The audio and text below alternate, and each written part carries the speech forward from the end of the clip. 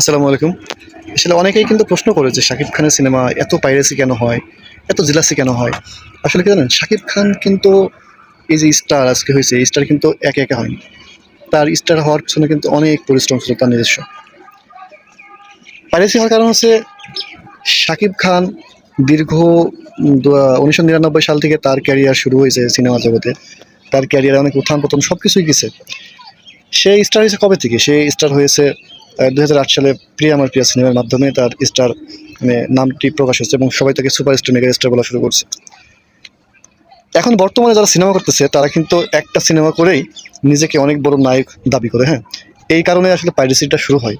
কিন্তু একটা সময় ছিল রাজ্জাক স্যার, মান্না ভাই, আলী রাজ, রুবেল ভাই, শাকিল খান, রিয়াজ, ফেরদৌস, অসংখ্য জসিম ভাই, অসংখ্য কিন্তু নায়ক ছিল। তখন কিন্তু মানে কেউ অনেক সিনেমা হল ছিল, অনেক কিছু ছিল, অত জেলাসি হতো না। কিন্তু এখন সিনেমা হল কম। যেমন মনে করেন যে দম সিনেমা বানাইছে শাকিল, ঠিক আছে? তো রেড অন রনি।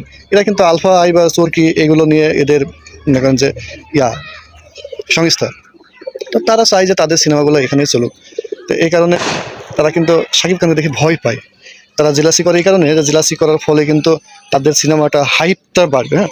তাহলে শাকিব খানকে ছোটো না করলে কিন্তু হাইপটা বাড়ে না। দেখেন শাকিবের হাতে কাজ আছে, এদের হাতে কাজ নেই। এরা সবসময় ক্যামেরার সামনে এসে বক করে। কিছু সাংবাদিক, ইউটিউবার বা ভাইরা আছে যারা আছে তারা ইন্টারভিউ নেয়, তাদেরও একটু ভিউর প্রয়োজন আছে।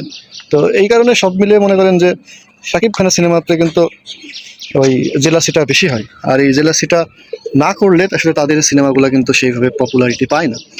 তো একটা সিনেমা করে নিজেকে হিরো মনে করে, আবার ৩টা সিনেমা করে বলে যে আমি সুপারস্টার শাকিব খানকে টপকাবো, এই করবো, ওই করবো, খাইয়ে ফেলাবো।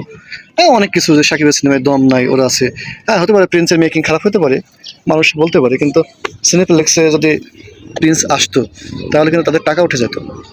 তারা সিঙ্গেল স্ক্রিনে কিন্তু শাকিব খান ছাড়া বাংলাদেশে বর্তমানে কোনো নায়ক নাই যে খুব একটা ভালো করতে পারে, হ্যাঁ?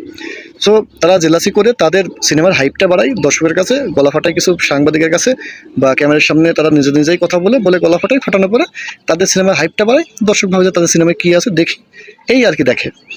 ভাই, শাকিব খানের মতন ক্যারিয়ারটা দীর্ঘ ২৫, ২৬, ২৭, ২৮ বছরের তৈরি করেন, তারপরে নিজেকে সুপারস্টার আপনি দাবি করেন না। শাকিব খান নিজেকে কোনো সুপারস্টার বলে না, তাকে দর্শকরা সাকিবিয়ানরা তারা সুপারস্টার নাম দিয়েছে, এই জন্য সে মেগাস্টার সুপারস্টার।